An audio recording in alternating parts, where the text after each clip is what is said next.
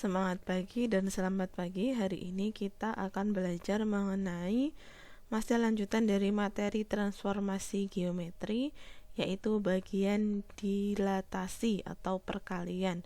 Ini nanti kaitannya kalau bahasa mudahnya itu seperti zoom, bisa memperbesar, bisa memperkecil. Nah, tujuan pembelajaran hari ini yaitu yang pertama, bisa memahami definisi dilatasi atau perkalian. Yang kedua, memahami konsep dilatasi dan faktor skala. Ketiga, memahami konsep dilatasi dengan pusat O 0,0. Yang keempat, memahami konsep dilatasi dengan pusat P A, B. Dan yang kelima yaitu menentukan luas bangun datar hasil dilatasi.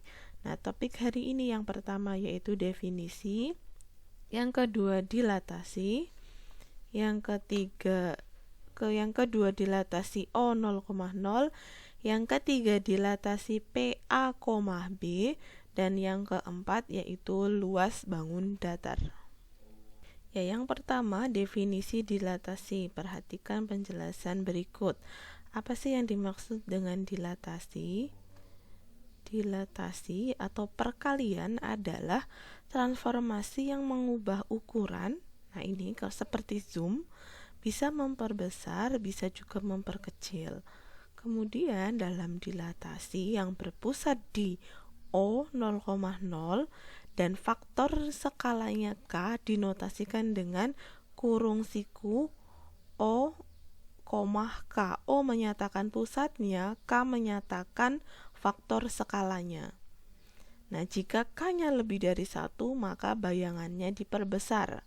Sedangkan jika K-nya di antara 0 sampai 1, misal setengah, seperempat, 2/3, dan seterusnya, maka bayangannya diperkecil.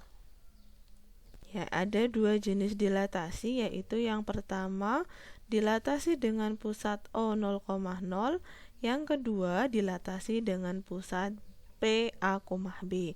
Kita ke bagian yang dilatasi dengan pusat O 0,0 dan skalanya K.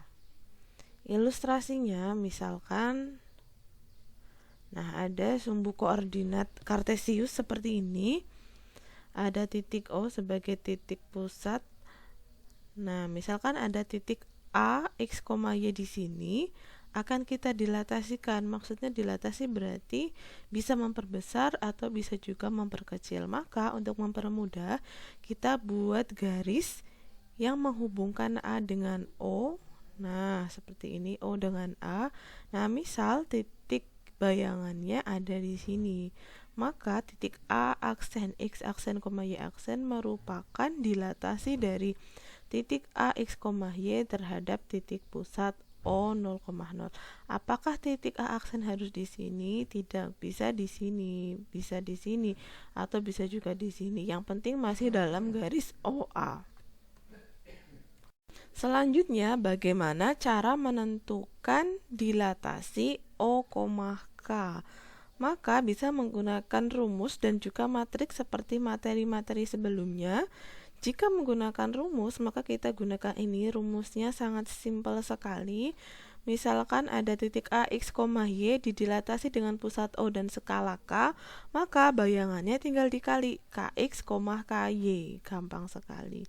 Yang kedua, bisa menggunakan matriks. Nah, simbolnya seperti ini. Matriks transformasinya seperti ini. Contoh yang pertama, misal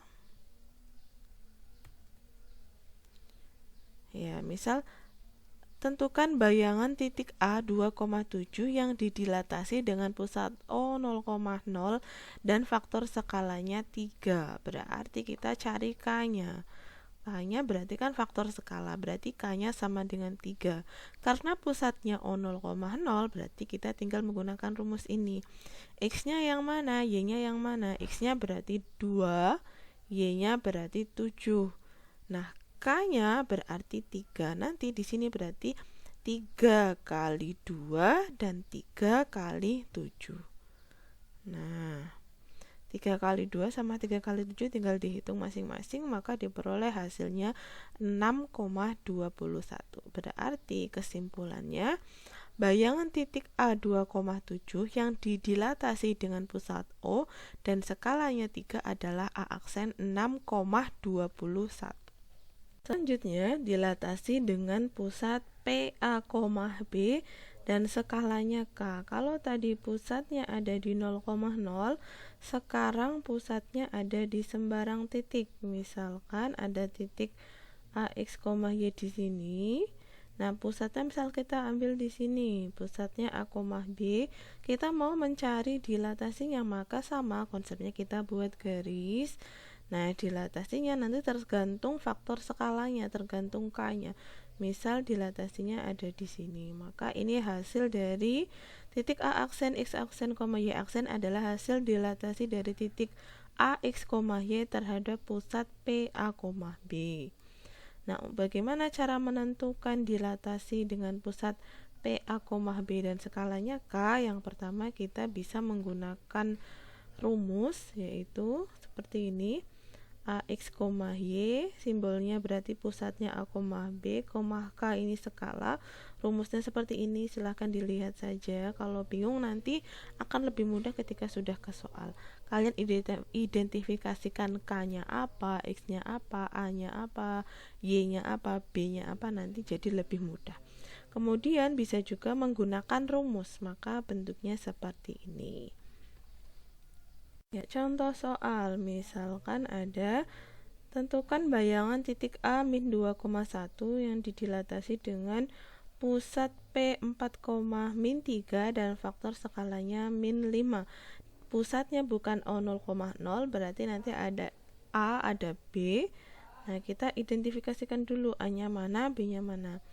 Nah, karena pusatnya P 4, min 3, P 4,3 berarti kan sama saja dengan PA, B. Artinya A-nya sama dengan 4 dan B-nya sama dengan min 3.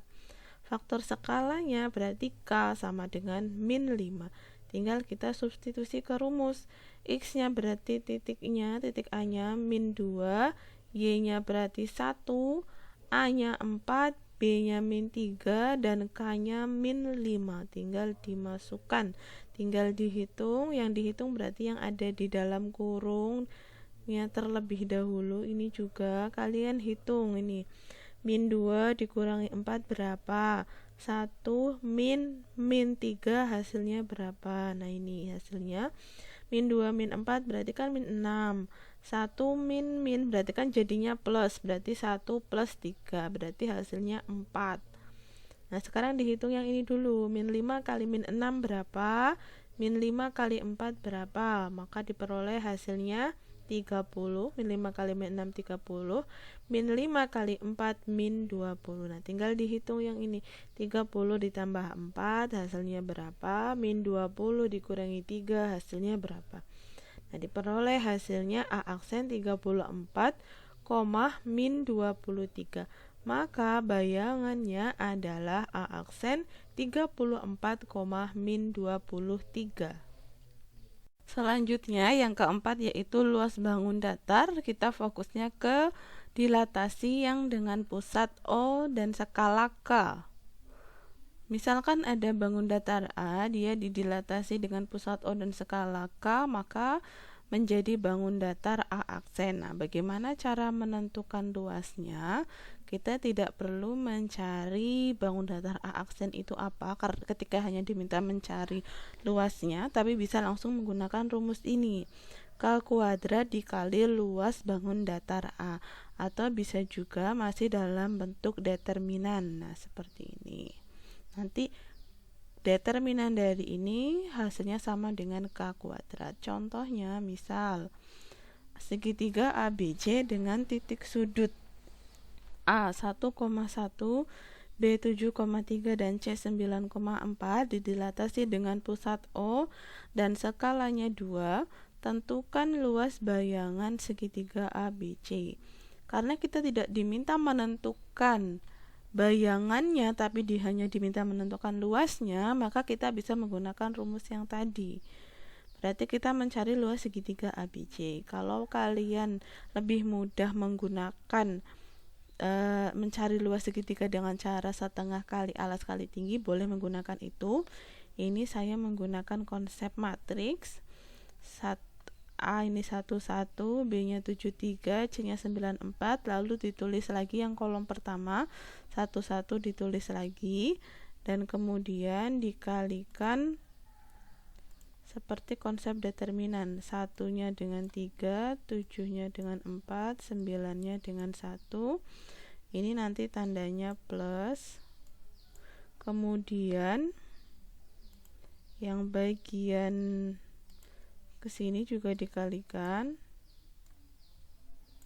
Nah, nanti ini dikurang dengan itu. Nah, maka hasilnya seperti ini.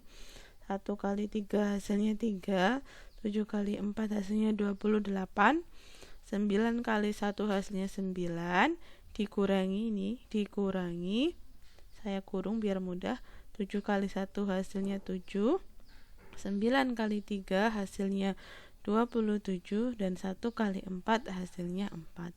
Nah, nanti tinggal dihitung.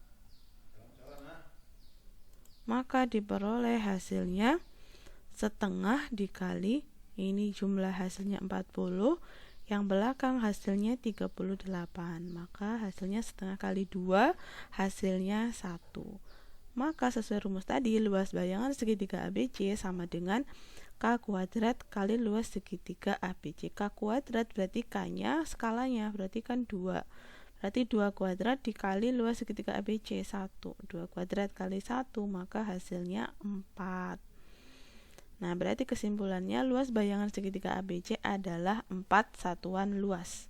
Dari materi yang saya sampaikan tadi, apakah Anda sudah memahami materinya ataukah masih ada kesulitan? Jika ada kesulitan, silakan segera ditanyakan. Terima kasih.